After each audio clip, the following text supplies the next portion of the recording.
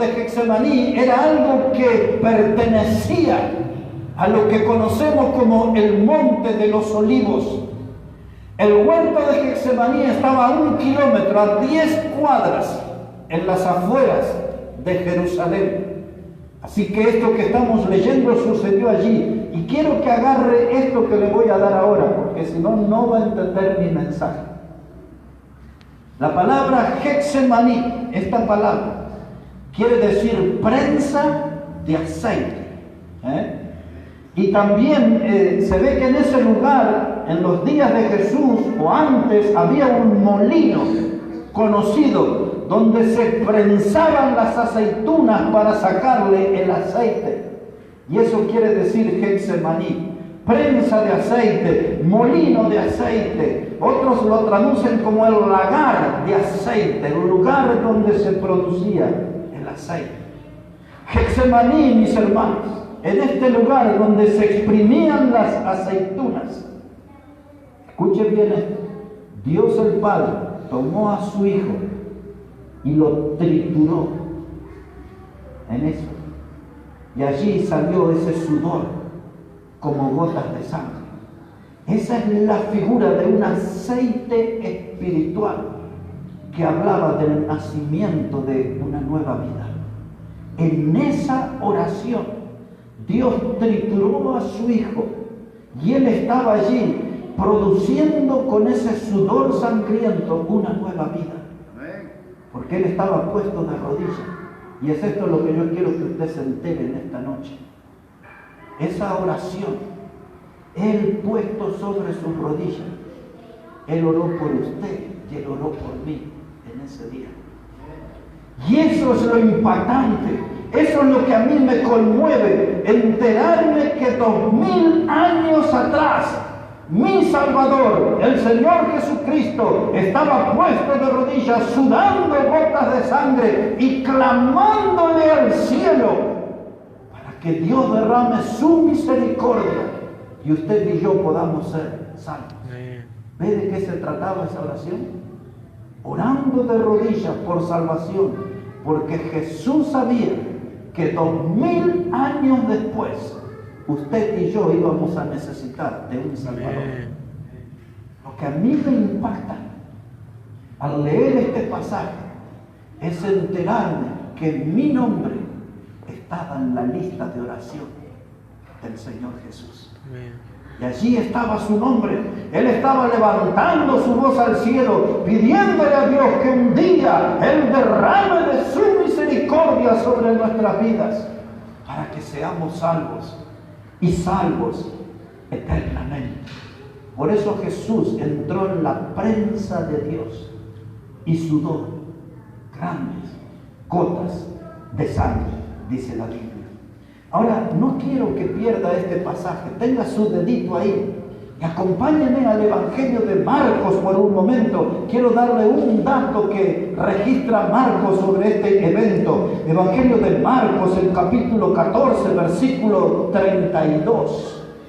Evangelio de Marcos, el capítulo 14 y el versículo 32.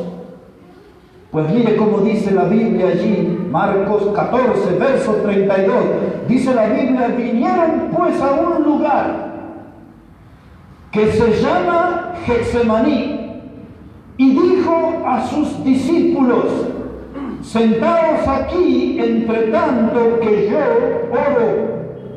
Y tomó consigo a Pedro, a Jacobo y a Juan, y comenzó a entristecerse y a angustiarse, y les dijo: mi alma está muy triste hasta la muerte, quedaos aquí y velad. Ahora, cuando Jesús estaba sobre sus rodillas orando por nosotros, y ahora Marcos presenta aquí un diálogo con sus discípulos y una confesión. Dice el Señor: mi alma está muy triste y hasta la muerte.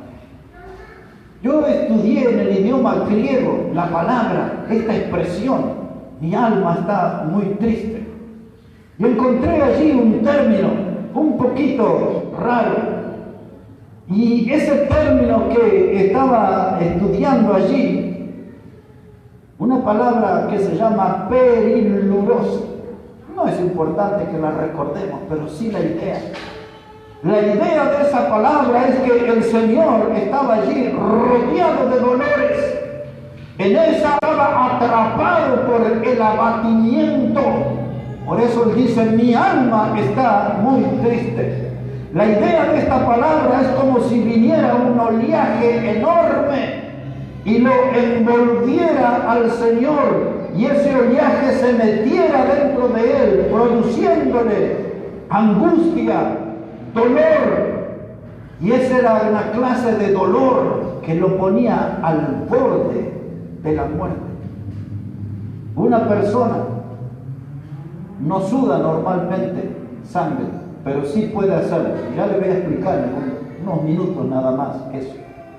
Y aquí estaba el Señor en Getsemaní, triturado. Salían de su cuerpo grandes gotas, un sudor sangriento.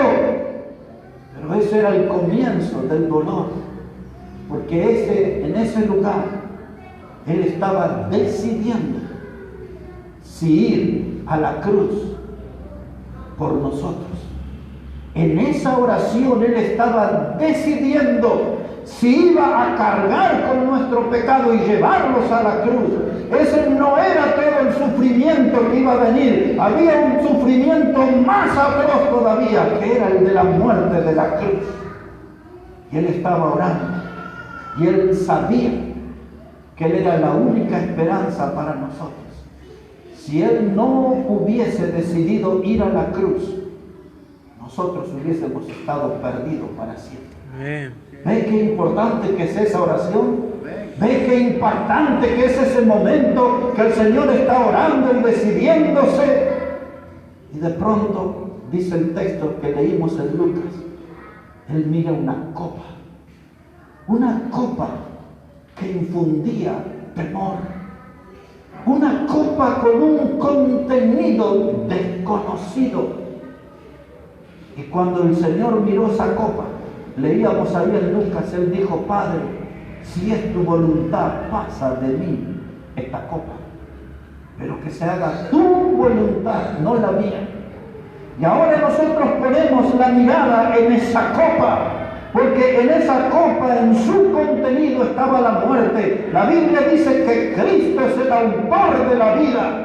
Por lo tanto, lo que Él veía en esa copa era algo desconocido para Él. Ahí estaba la muerte y el autor de la vida estaba mirando, pero había algo más extraño en esa copa.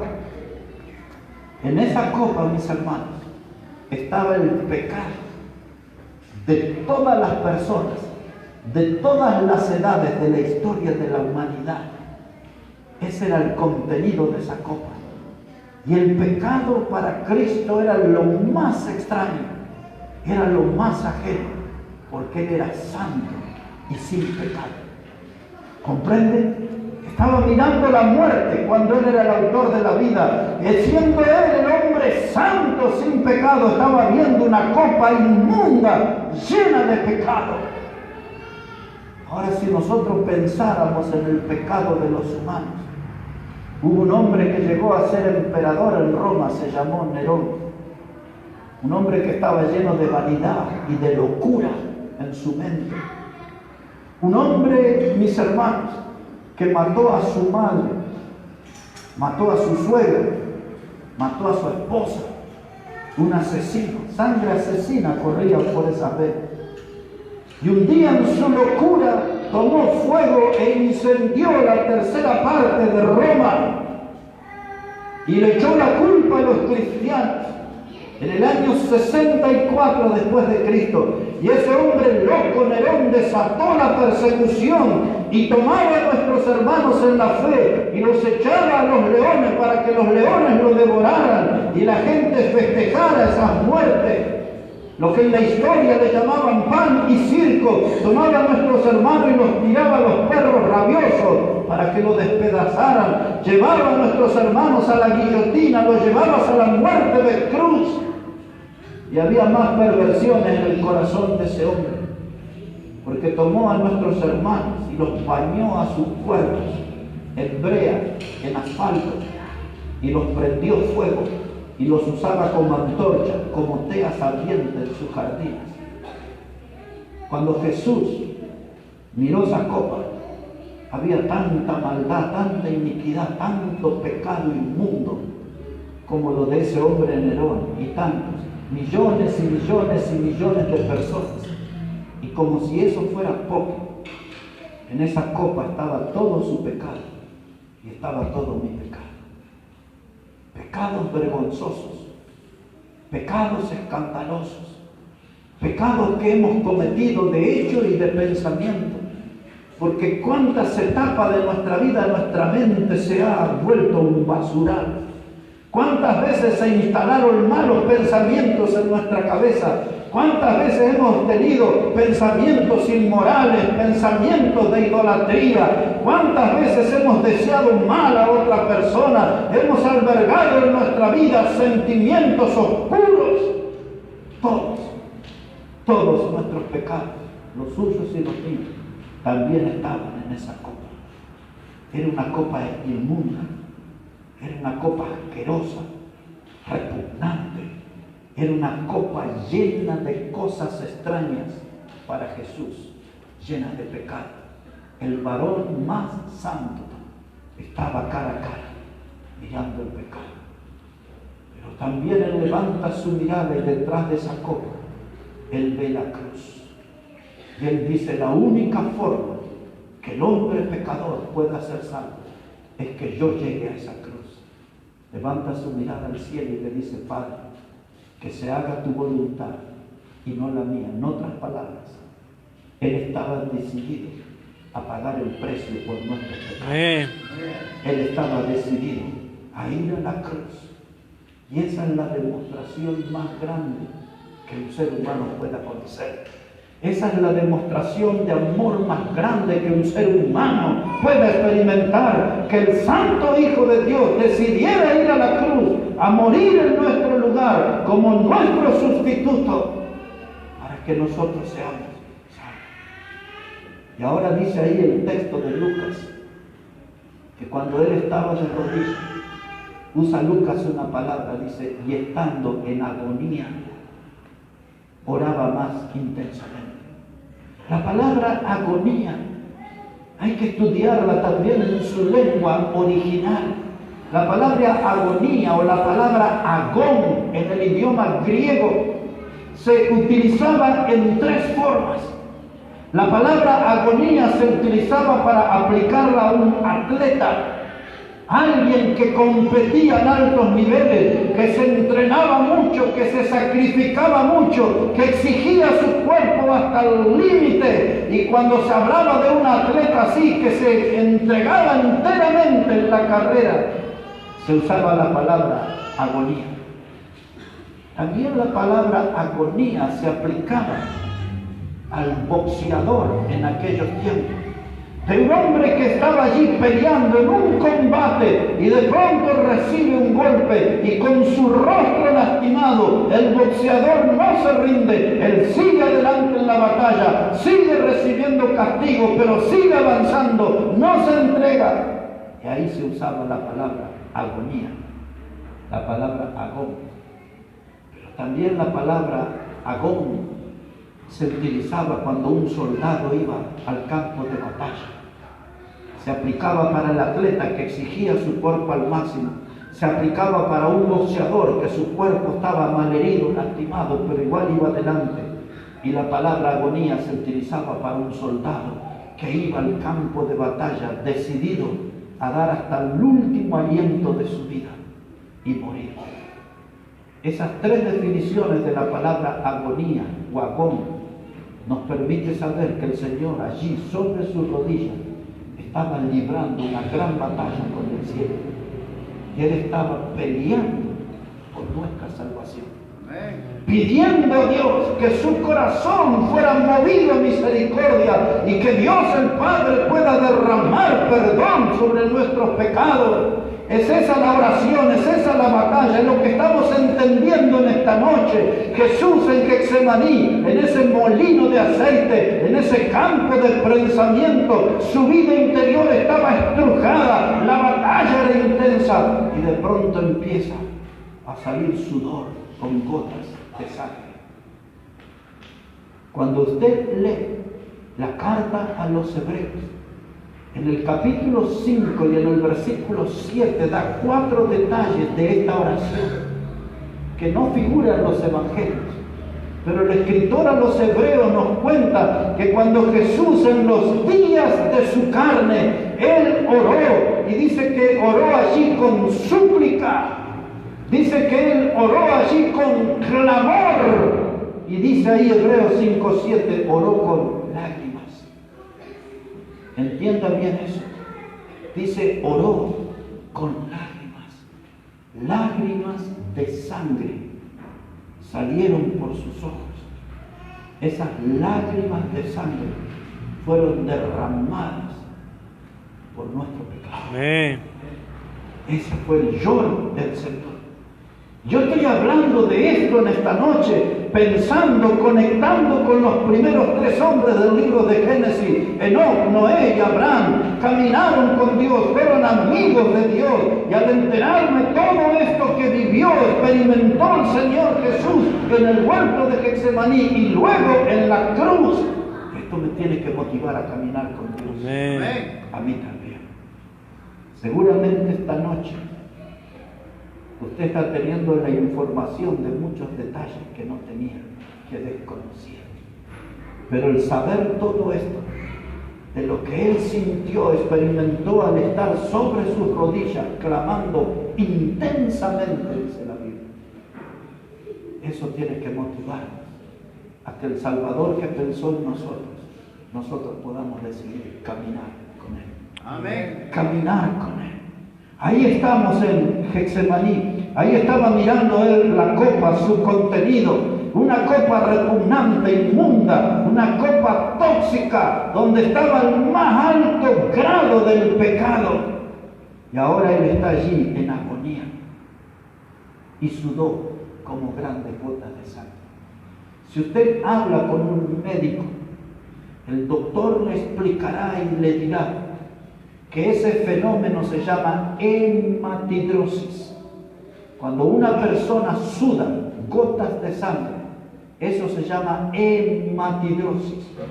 Y sucede en una sola clase de circunstancias. Cuando una persona está bajo mucha presión o cuando una persona está en un gran estado de tensión. Y era mucha presión. Mucha tensión, estaba siendo triturado interiormente, porque estaba orando intensamente. Esta no era un murmullo, no era una oración entre labios. Dice Lucas, oraba intensamente, y era tanta la batalla por nuestra salvación, era tanta la batalla por conseguir perdón y misericordia de Dios para nosotros, que dijo Lucas, y vino un ángel para ayudarle. Un ángel vino para fortalecerle, para ayudarle, para motivarle a que siguiera orando, porque allí estaba el Señor sintiendo que estaba dispuesto a pagar el precio de morir en la cruz por cada uno de nosotros. Amén. Yo pienso en los cultos modernos, donde la gente, lejos de conocer esto, donde la gente en un estado de ignorancia, se ocupan de bailar y saltar y están allí a oscura o con luces, con humo, todo lo que parece un espectáculo del mundo. Y aquí lo único maravilloso es poder llegar a ver a Jesús sobre esas rodillas, orando por mí y orando por ti. Amén. Para que Dios sea movido a misericordia y perdone nuestros pecados y nos dé una salvación. Amén. Grandes gotas de sangre. Grandes gotas quiere decir que eran gotas pesadas. Gotas que fueron enrojeciendo el suelo de Getsemaní. Quizás sobre la tierra o sobre el césped, lo que fuera, comenzó a cambiar su color. Y ahí donde estaba, a su alrededor, comenzó a enrojecerse por su sangre que estaba siendo derramada. De eso quería hablar con ustedes en esta noche, el sudor sangriento. El transmitir esta lección bíblica para que esta noche no sea una noche más en nuestra vida, no sea una noche común en nuestra vida, sea la noche donde tomemos conocimiento y tomemos conciencia del gran sacrificio del Señor Jesucristo por nosotros, su gran amor. El hablar en esta noche, predicar sobre el sudor sangriento, esto nos pone en conocimiento, no es una viva voz que sale de Getsemaní y que nos pone en estado de alerta de cuán grave es nuestro pecado delante de Dios. Fue tan grave nuestro pecado que en esa lucha Jesús derramó un sudor sangriento. Y allí desde Getsemaní hay un llamado al arrepentimiento. Usted y yo no podemos permanecer en el pecado. Usted y yo no podemos estar encadenados al pecado, esclavizados al pecado. Tenemos que ser libres en Cristo. No podemos ser cristianos derrotados, deprimidos, desanimados. Tenemos que ser cristianos gozosos, victoriosos, entusiasmados, porque el sacrificio de nuestro Salvador fue grande. Amén. No para que usted viva empantanado, hundiendo su vida en arenas movedizas, cuando deberíamos vivir un cristianismo triunfante, glorioso, victorioso. Amén. Por eso Jesús derramó su sangre en la oración, y por eso Jesús derramó su sangre en la cruz. Les dije que quería hablarles en esta noche del sudor sangriento, pero en segundo lugar quiero hablarles sobre la sangre de la cruz. ¿Qué era esa sangre en la cruz? Esa sangre que comenzó a derramar en Getsemaní, la derramó completamente estando en la cruz del Calvario. Si puede acompañarme a la carta de Colosenses, capítulo 1. La carta que Pablo le escribió a los colosenses en el capítulo 1 y en el versículo 20 vamos a poner nuestra atención. Colosenses, el capítulo 1 y el versículo 20. Mire cómo dice la Biblia, la palabra de Dios, Colosenses 1, verso 20. Dice, y por medio de Él es Cristo, por medio de Cristo, reconciliar consigo todas las cosas, así las que están en la tierra como las que están en los cielos, haciendo la paz mediante la sangre. ¿De qué cosa dice su Biblia? De su cruz.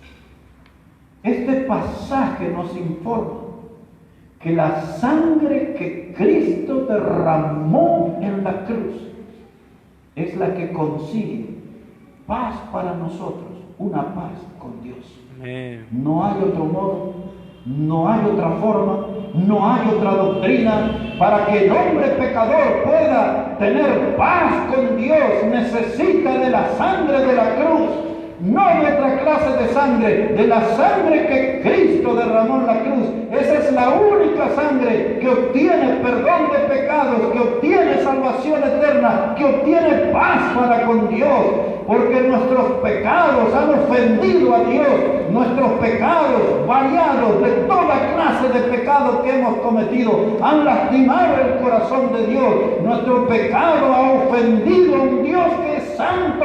Amén. Es nuestro pecado lo que nos enemistó con Dios. Y es de nuestro pecado que el apóstol Pablo escribió ese conocido texto de Romanos 3:23. Por cuanto todos pecaron, están destituidos de la gloria de Dios. El pecado nos separó del Dios santo.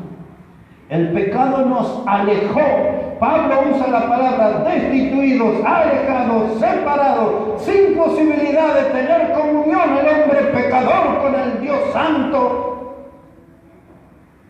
Pero Dios en su sabiduría y en su amor eligió un lugar común para hacer algo fuera de lo común. Eligió la unión de dos maderos, una cruz, y en ese lugar común Dios brindó la posibilidad que el hombre pecador se reconcilie con un Dios santo.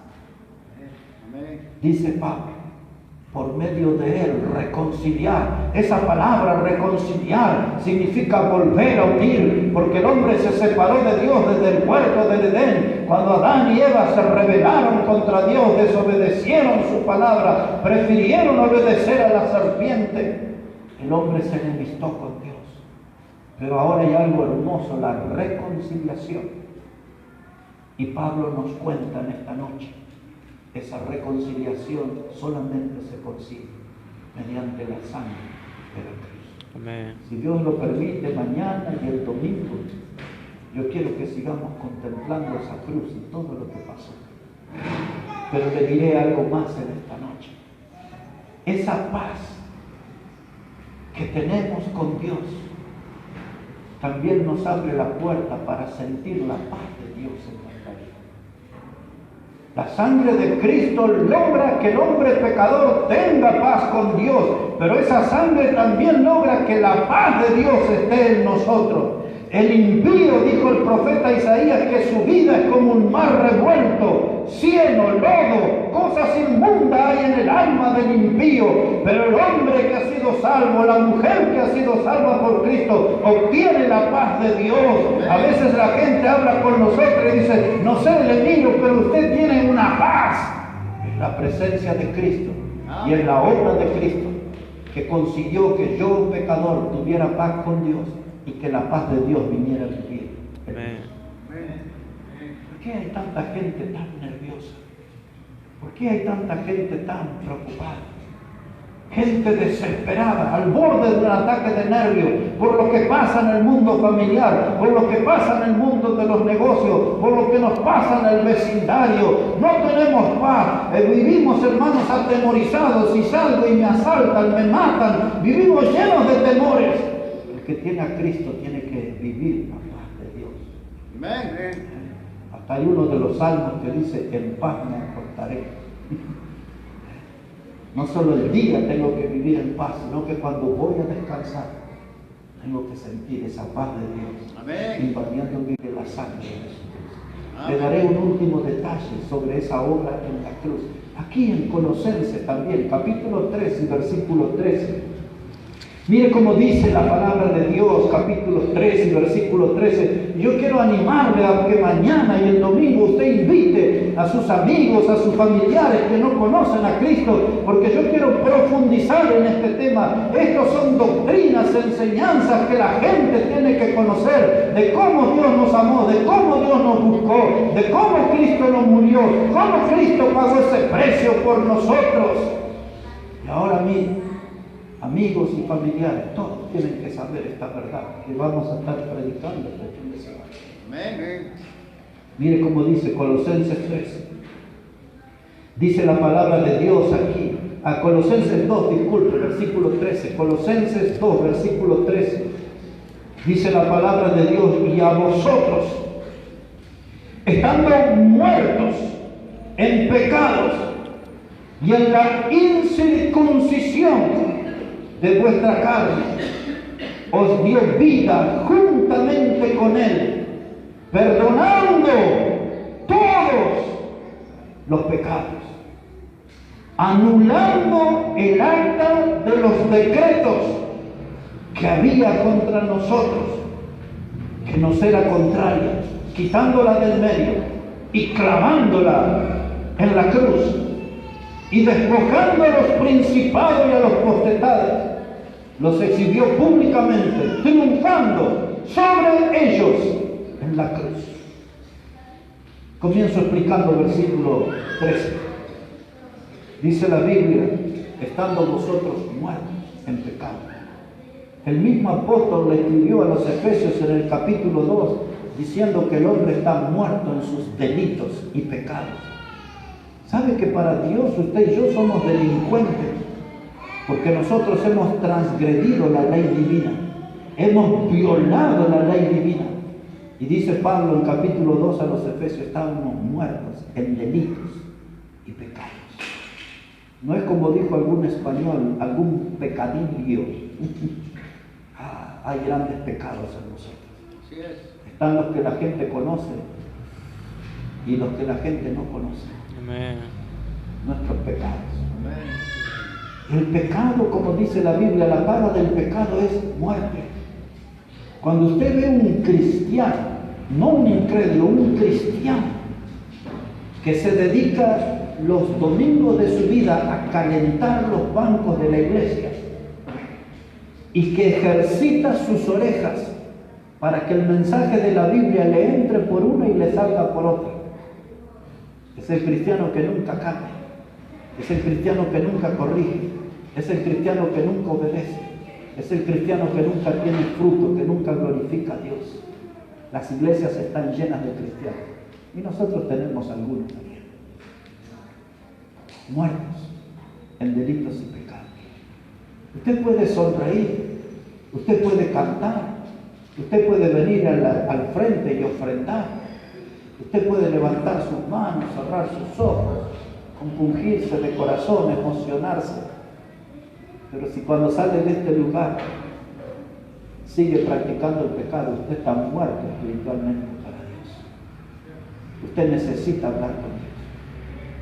No necesita hacer una oración facilista, como hacen muchos cristianos a la noche, antes de ponerse la sábana o la frazada sobre su cara.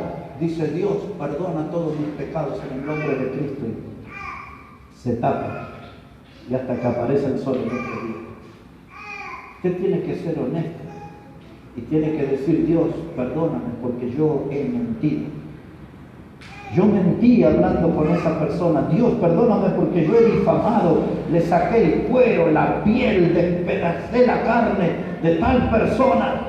Hice mal, dije mentiras sobre esa persona, la difamé, tiré tierra sobre su nombre. Y usted sabe a toda la gente. ¿Y qué hay en su vida?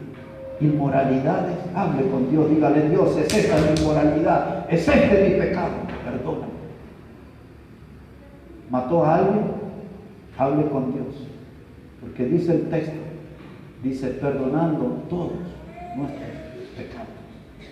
No importa si es un pecado de hechicería, de mentira, no importa si es de borrachera, si es de adulterio, de fornicación, si es un crimen, no importa cuál es el pecado. La Biblia dice: perdonando todos nuestros pecados. Amén. Tengo que hablar con Dios correctamente. Tengo que reconocer mi pecado, no en forma general, lo tengo que reconocer por su nombre. Yo no tengo interés en saber cuál es su pecado. Salvo que sea muy curioso, no creo que usted tenga interés en saber cuál es mi pecado. Mejor hablemos con Dios. Amén. Porque si usted me cuenta esos pecados vergonzosos y escandalosos, ¿qué podré hacer yo por usted? Orar. Mejor hable con Dios, Él le puede perdonar y limpiar de todos esos pecados. Amén. Hay ventaja en hablar con Él, porque Él me puede perdonar y Él me puede limpiar y me puede liberar y sacar ese peso aplastante y destructor que es mi pecado, porque mi pecado me hace infeliz. ¿Para qué seguir viviendo con mi pecado? Mejor, como dice la primera carta de Juan, capítulo 1, verso 9, si confesamos nuestros pecados, Él es fiel y justo para perdonar y limpiar de toda maldad. Amén. Si hay pecado, usted considera que es grave ese pecado, hable con Dios, Él puede limpiar de toda maldad. Volviendo aquí al texto, dice Pablo que Dios perdona todos nuestros pecados. Y ahora quiero que usted se entere de algo. Ponga su mirada otra vez ahí en el versículo 14, Colosenses 2:14. Comienza diciendo Pablo: anulando el acta de los decretos que había contra nosotros. Miren lo que dice la Biblia: un acta Algunos de ustedes que son medios empresarios o han trabajado en una oficina o estudiaron contabilidad o algo ahí, o algunos de ellos escribanos capaz aquí entre nosotros, todo queda en un acta registrado. En una asamblea de la iglesia se toma el libro de actas, se elige al secretario y dice el día viernes 13 de septiembre, siendo la hora 20, no sé cuánto, aquí reunidos los hermanos en asamblea para decidir, ahí está todo en el acta.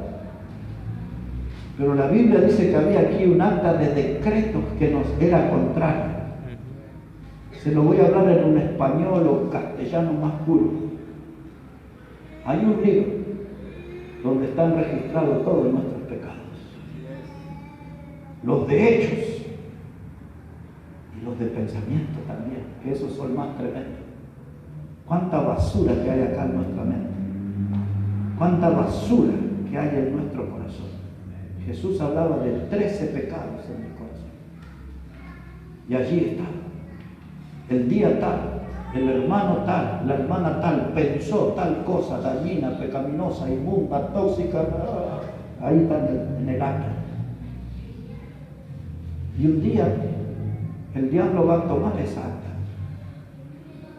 y va a decir, hermanita, tal y tal, venga aquí, el día tal, hora tal, lugar tal, aquí están las coordenadas, mire, usted pecó, hizo esto, acá está. Usted dice, no me acuerdo, usted no se acuerda, pero acá está. Por eso dice la Biblia, todos nuestros pecados están registrados. Y el diablo va a venir y va a decir, ¿y vos venís a la iglesia? Si yo ya miré el acta y conozco todos tus pecados. Y nos va a decir el diablo, cara dura, sinvergüenza, vaya a saber cuántas cosas más. Pero la sangre de Cristo me limpió de todos mis pecados. Y si yo me cruzara con Satanás, le digo, andá y agarrar el libro de acta mío. Porque yo sé que cuando él habla, el libro de acta que dice Héctor Antonio Catani Rodríguez y todo lo que sigue, el diablo va a mirar, ahora prepárate porque te lo voy a contar uno por uno. Primera hoja, en blanco. Segunda hoja, en blanco. El acta con mi nombre está todo en blanco porque la sangre de Cristo limpió todos mis pecados. Es esta la palabra que usa ahí, anulando. Anulando quiere decir sin efecto. Anulando quiere decir que ya no vale, ya no cuenta. Anuló el acta de los decretos que nos era contrario. El diablo no puede acusarme porque la sangre de Cristo limpió todos mis pecados. Pero eso no es todo, mire lo que hizo. Dice el texto, versículo 14, anuló el acta de los decretos que había contra nosotros, que nos era contraria, quitándola del medio y clavándola en la cruz.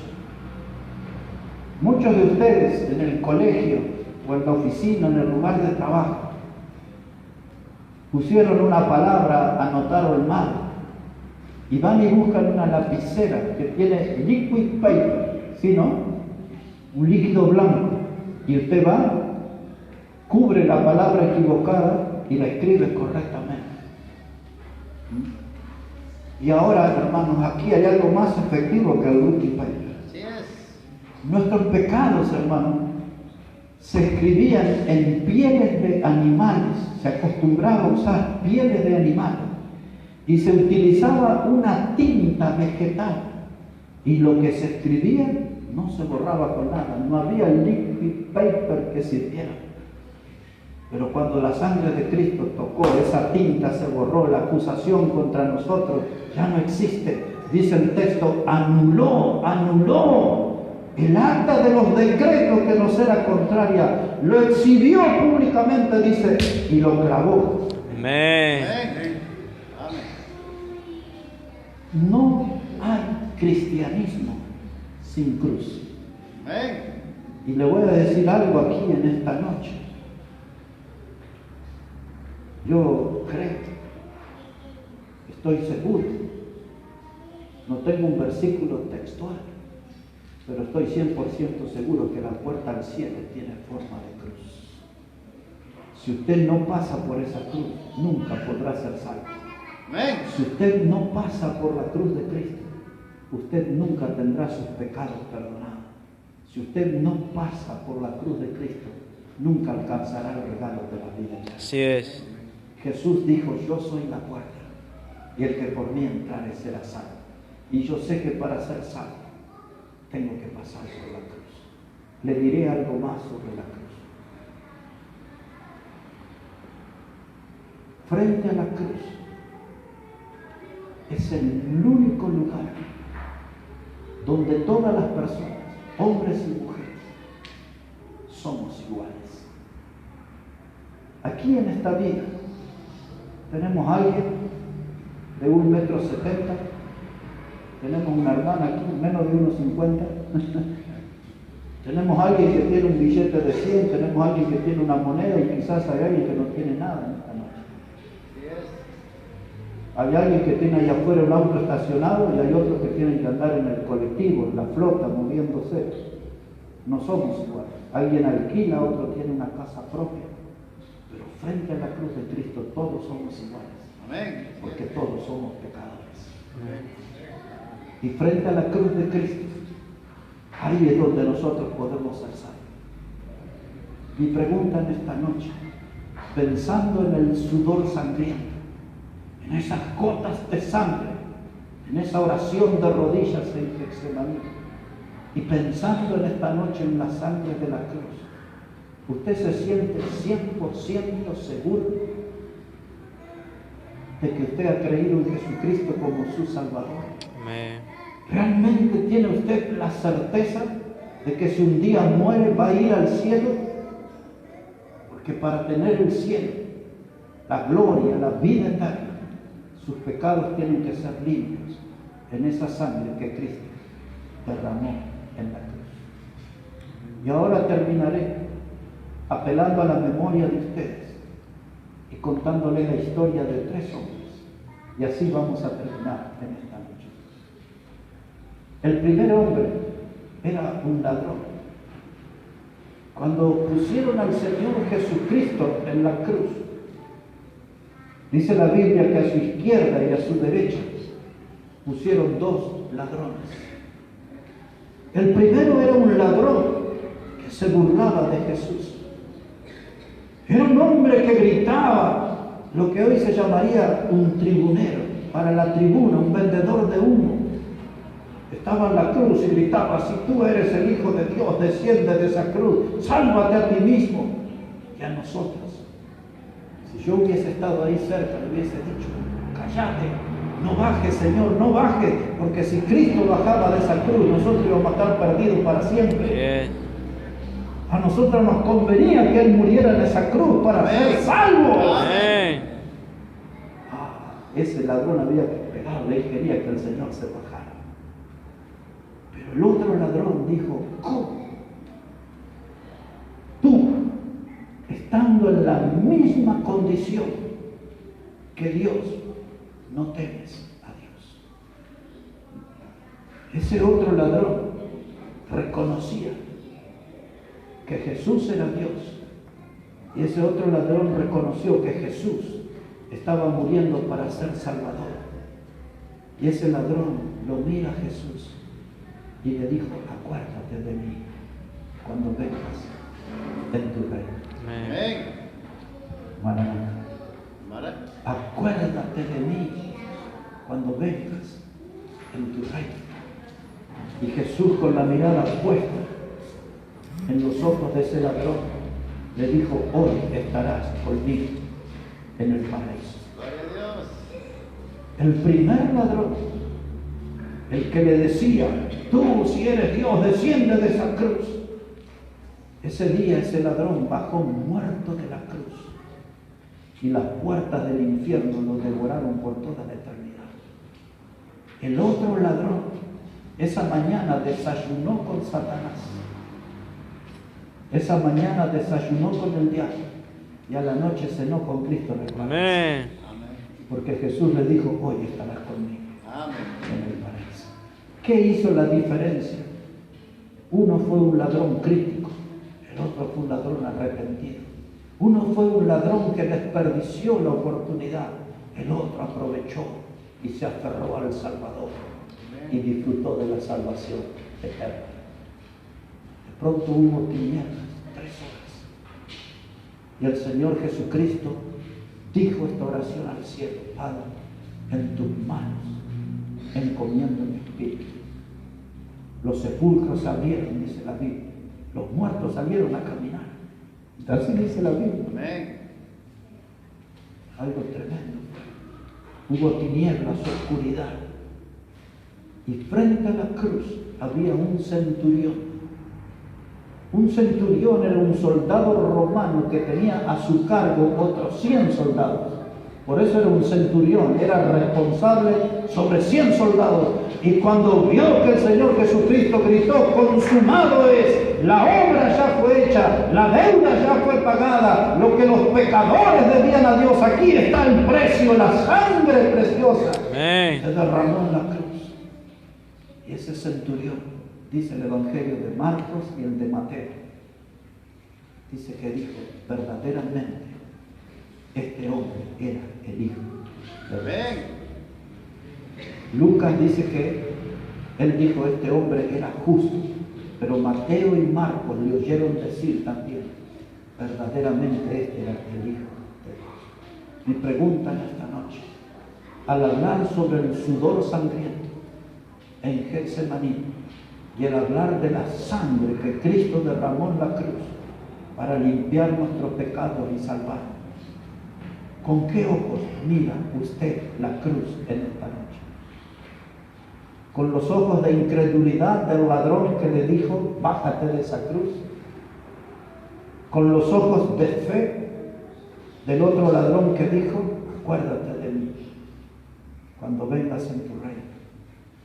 Usted tiene la voz del centurión para decir en esta noche: yo estoy aquí para dar testimonio que Jesucristo es el Hijo de Dios.